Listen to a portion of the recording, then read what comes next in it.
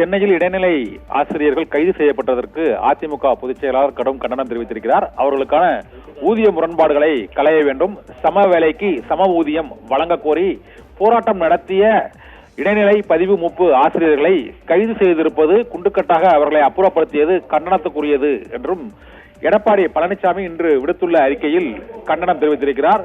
கொடுத்த வாக்குறுதியை நிறைவேற்றவில்லை எனில் அதனை ஒப்புக்கொள்ளுங்கள் முதலமைச்சர் அவர்களே என்று அந்த அறிக்கையில் எடப்பாடி பழனிசாமி அவருடைய கண்டனத்தை தெரிவித்திருக்கிறார்.